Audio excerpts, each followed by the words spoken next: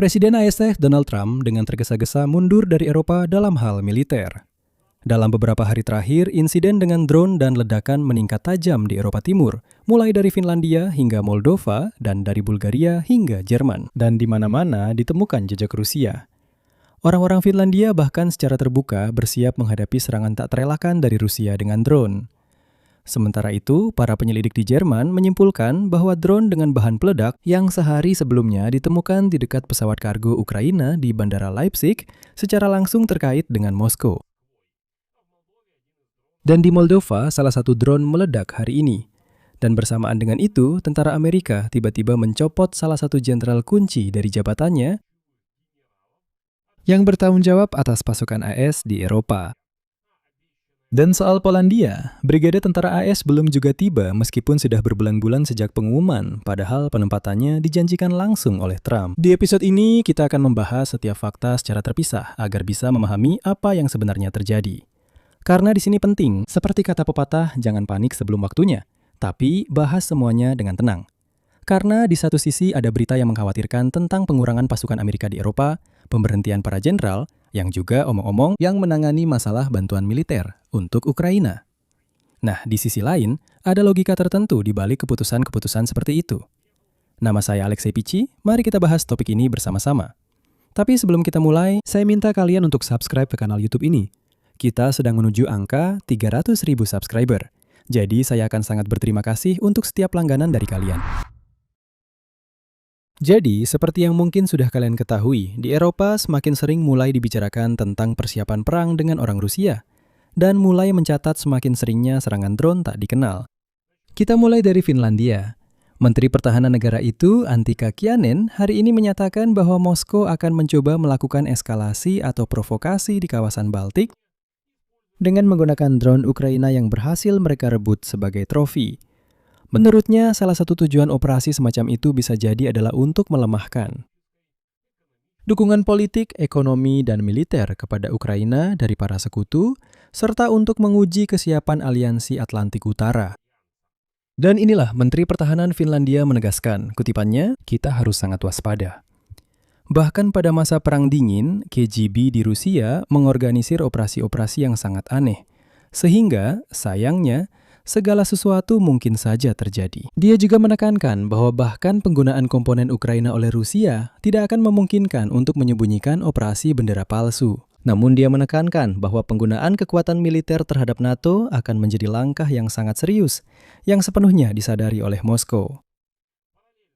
Secara bersamaan, secara fisik, drone telah menyerang di Bulgaria, dan disinilah terlihat upaya Rusia untuk mempengaruhi negara-negara Eropa secara hibrida. Pagi hari, tanggal 8 Agustus, sebuah drone tak dikenal memasuki wilayah udara Bulgaria dari arah Rumania dan segera meledak di dekat pipa gas internasional. Kementerian Pertahanan Bulgaria awalnya menyatakan bahwa itu mungkin adalah drone umpan Ukraina bernama Maya, tetapi Kepala Staf Umum Bulgaria, Laksamana Emil Eftimov, memberikan penilaian yang jauh lebih hati-hati. Dia secara pribadi mengunjungi lokasi ledakan dan omong-omong, drone itu sama sekali tidak menyebabkan kerusakan, meskipun jatuh di dekat pipa gas. Dan dia menyatakan, kutip, pertanyaannya adalah apakah itu syahid atau bukan? Ternyata bukan. Insiden ini adalah akibat dari pertempuran yang terjadi tidak jauh dari perbatasan kita. Kami menyesuaikan diri, beradaptasi, dan mengembangkan kemampuan yang diperlukan. Dan selanjutnya, Eftimov secara tegas menekankan bahwa tidak ada tanda-tanda bahwa insiden itu terjadi karena tindakan yang disengaja terhadap Bulgaria. Menurut versinya, perangkat itu mungkin saja keluar jalur karena pengaruh sarana perang elektronik. Kementerian Luar Negeri Ukraina dari pihaknya menyatakan bahwa mereka tidak dengan sengaja mengarahkan apapun ke arah Bulgaria.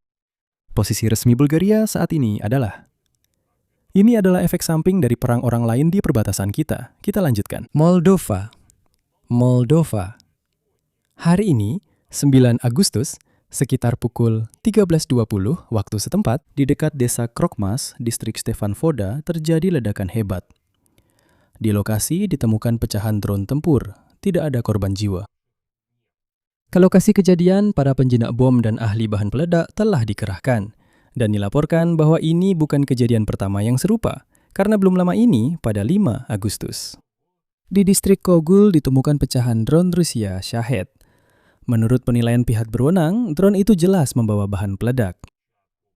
Moldova, omong-omong, sebelumnya juga telah mengakui bahwa mereka, sayangnya dengan sangat menyesal, tidak memiliki radar yang mampu mendeteksi drone semacam itu karena permukaan reflektifnya yang kecil. Artinya, negara tersebut secara fisik tidak bisa melacak objek apa yang sebenarnya masuk dan kapan ke wilayahnya, dan kapan serta bagaimana itu akan meledak.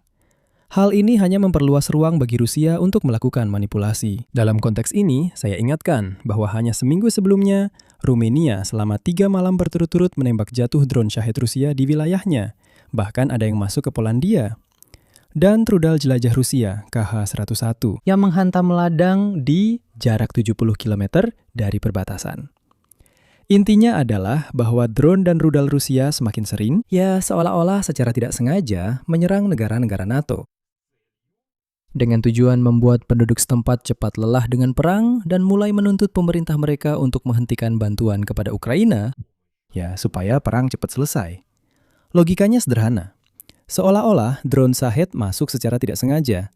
Seolah-olah rudal KH-101 juga masuk secara tidak sengaja. Semua itu dikaitkan dengan masalah komunikasi, peperangan elektronik, dan sebagainya. Nah, dan karena itu, NATO tidak bisa mengumumkan bahwa Rusia secara langsung menyerang wilayah aliansi. Dan insiden seperti ini akan terus terulang sampai masyarakat mulai berkata, dengar, mungkin kita sudah tidak peduli lagi dengan apa yang terjadi di Ukraina. Kita harus mengakhiri perang ini, karena sekarang sudah mengenai kita. Jadi, mari kita kurangi bantuan ke Ukraina, supaya Kiev menjadi lebih mudah diajak kompromi. Dan omong-omong, di Polandia, setelah jatuhnya rudal KH-101, sudah ada para sok tahu yang menyalahkan Ukraina karena rudal Rusia menghantam wilayah mereka. Mereka bilang, dengar, itu kan bukan ditujukan ke kalian. Kenapa kalian tidak mencegat rudalnya? Bagaimana kalian bisa membiarkan rudal Rusia masuk ke wilayah kami? Dan berikutnya adalah kasus di Leipzig, Jerman. Ini jauh lebih serius. Pada malam 4 Agustus, di landasan pacu Bandara Leipzig-Halle di zona terbatas,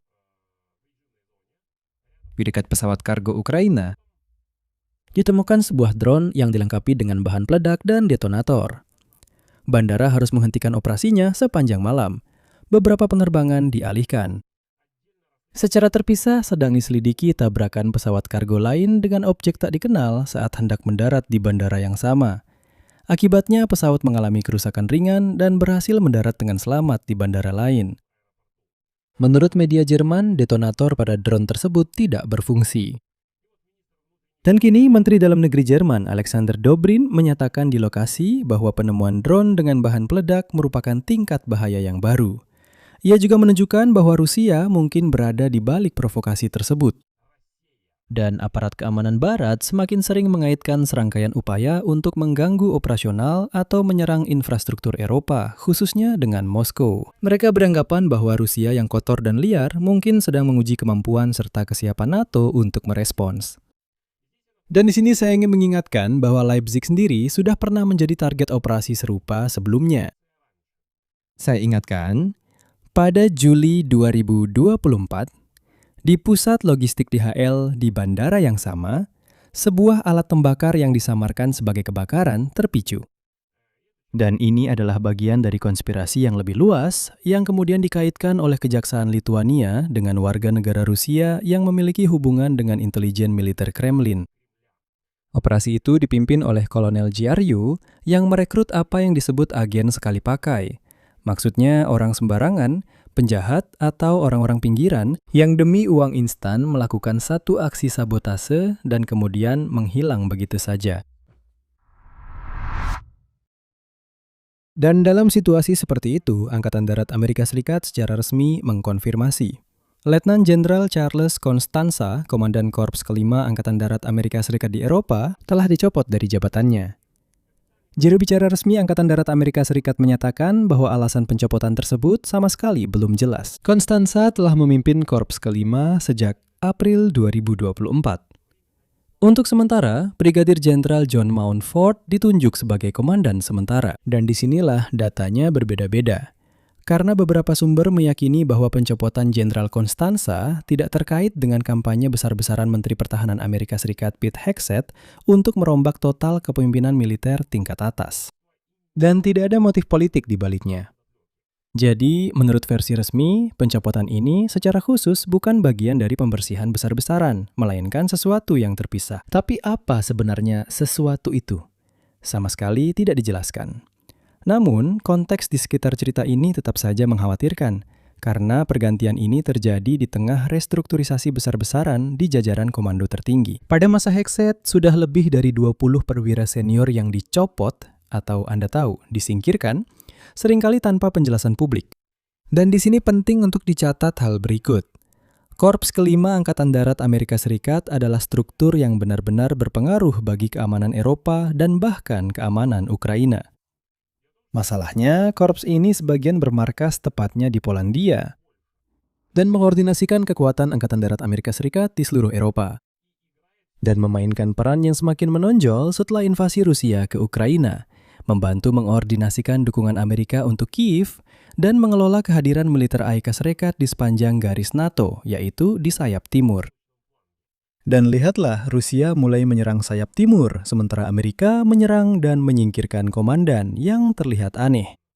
Dan penting untuk diingat bahwa Pentagon tahun ini sudah mengurangi kehadiran militer Amerika Serikat di Eropa, dan contoh yang paling mencolok juga terkait dengan Polandia. Ini adalah pembatalan mendadak pemindahan yang sudah direncanakan dari kelompok tempur Brigad Lapis Baja Kedua, Divisi Kavaleri Pertama Angkatan Darat Amerika Serikat ke Polandia. Meskipun keputusan untuk pemindahan itu sudah diambil sejak bulan Mei. Setelah pembatalan ini mendapat kritik di Warsawa, Presiden Trump secara pribadi mengumumkan bahwa Amerika Serikat tetap akan menempatkan 5.000 personel militer di Polandia, namun kali ini dari brigade lain. Menteri Pertahanan Polandia, Władysław Kosiniak-Kamysz, menyatakan pada bulan Juni tahun ini bahwa kembalinya tentara Amerika ke negaranya akan terwujud dalam beberapa hari ke depan.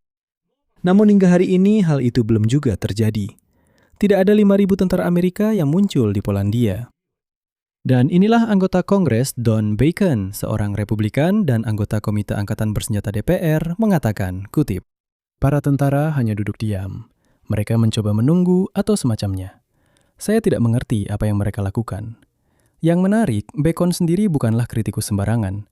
Dia, ngomong-ngomong, tidak mencalonkan diri lagi untuk Kongres tahun ini. Dan secara terbuka, tanpa mempedulikan loyalitas partai, menyebut pendekatan Trump terhadap Ukraina sebagai lemah. Sedangkan presiden itu sendiri, kutipan, sebagai seseorang yang mengambil posisi pro-Rusia dan agak mengalah kepada Rusia. Pada akhirnya kita mendapatkan gambaran yang cukup kacau. Di satu sisi, kita memiliki provokasi nyata dari Rusia terhadap infrastruktur NATO, seperti insiden di Leipzig, peringatan dari Finlandia tentang kemungkinan penggunaan drone Ukraina yang disita. Rudal yang masuk ke Polandia dan drone di atas Rumania merupakan bagian dari satu pola yang sama, yang telah dikonfirmasi oleh Dinas Intelijen Barat, gambaran bahwa Rusia sudah menguji reaksi NATO. Di sisi lain, pencopotan Jenderal Klima Konstansi secara resmi diumumkan tidak terkait dengan politik. Namun terjadi di tengah pembersihan nyata terhadap lebih dari 2 lusin perwira senior dan penundaan selama setahun penuh terhadap janji penguatan pasukan di Polandia. Dan justru penundaan inilah yang benar-benar tampak sebagai pelemahan yang dipantau oleh Warsawa dan anggota Kongres Amerika Serikat sendiri dengan semakin besar rasa kesal. Dan itu terjadi tepat pada saat Rusia mulai menguji ketegasan NATO. Di sini saya akan mengakhiri pembicaraan. Pendapat dan kesimpulan Anda silakan tulis di kolom komentar di bawah episode ini. Jangan lupa subscribe channel ini, tekan lonceng, dan beri like. Itu saja untuk hari ini. Jaga diri Anda. Sampai jumpa.